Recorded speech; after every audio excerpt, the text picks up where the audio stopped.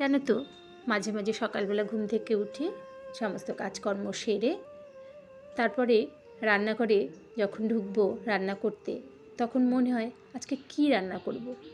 কারণ রান্না করতে গেলেই তখন ছেলের কথাটা মাথায় রাখতে হয়। বরমশাই সব কিছুই খায়, তার কোনো বাছ নেই। ছেলেও খায়, কিন্তু ওই যে কিছু সবজিতে তার বাছ আছে। মাছটা আবার খেতে চায় না, পেটির মাছ না হলে সে খাবে না।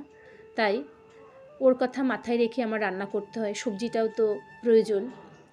আর যেহেতু তোমরা যারা আমার ভিডিও দেখো তারা জানো যে আমাদের বাড়িতে টুকটাক খাবার সবজিটা হয়, তাই আমি পছন্দ মতো সবজিটা জমি থেকে তুলে নিয়ে এসে রান্না করি। আমার ছেলে মোচা, থোর, শাক এগুলো ভালোই খায়, পছন্দ করে। মোচাটা তো খুবই পছন্দ করে। বা এই যে আমি জমি থেকে ঘ্যাটকোল পাতা তুলে রান্না করি, সেটাও খুব পছন্দ করে। যে কোনো বাটা বা শাক করলাম বিভিন্ন ধরনের, সেগুলোও খুব পছন্দ করে। কিন্তু পার্টিকুলার কয়েকটা জিনিস যেমন পেঁপে, কুমড়ো এগুলো দিয়ে যদি আমি তরকারি করি, ও সেটা খাবে না। সেই জন্য আমার ওর জন্য তখন আলাদা করে কুমড়োটা, পেঁপেটা ভাতের মধ্যে সিদ্ধ দিয়ে দিই, ওটা খাবে, কিন্তু তরকারি করলে খাবে না। আজকালকার জেনারেশনদের এই একটা সমস্যা, তারা ফাস্ট ফুডে ভীষণভাবে আক্রান্ত।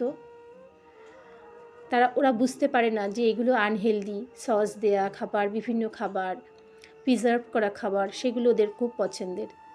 কিন্তু আমরা যদি এই আমাদের যে ট্র্যাডিশনাল রান্নাগুলো, এগুলো যদি ওদের না খাওয়াই, তাহলে তো ওরা শিখতেই পারবে না, জানবেই না যে আমাদের বাঙালিদের খাদ্য তালিকায় এত ভালো ভালো খাদ্যের সম্ভার আছে। এত খাদ্যের সম্ভার, বিভিন্ন ধরনের রেসিপি, তাহলে তো আস্তে আস্তে হারিয়েই যাবে, তাই না? তাই আমি সবসময় চেষ্টা করি আমাদের যে ট্র্যাডিশনাল খাবারগুলো সেগুলো রান্না করার। বিভিন্ন বাটা, বিভিন্ন সবজি, যেমন ডুমুর, মোচা, কচুর শাক, থোর, এগুলো কিন্তু আমার ছেলে খায়। ডুমুরের তরকারিটা করলে খাবে, কিন্তু ওই যে লাউ, কুমড়ো, পেঁপে ওগুলো দিয়ে তরকারি করলে ওগুলো খাবে না। তো এইভাবেই কিন্তু চলতে থাকে। তারপরে দেখো আমি রান্না করে নিলাম শাক, মোচা, আর শেষের দিকে বেলা একটু আমার বরমশাই বাজারে গেলে সে কখন আসবে তার ঠিক থাকে না, তাই পরে মাছ নিয়ে এসেছিলো, মাছটা আমি পরে রান্না করেছিলাম।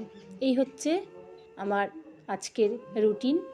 তো আমার ভিডিওগুলো কেমন লাগছে অবশ্যই কিন্তু কমেন্ট করে জানিও।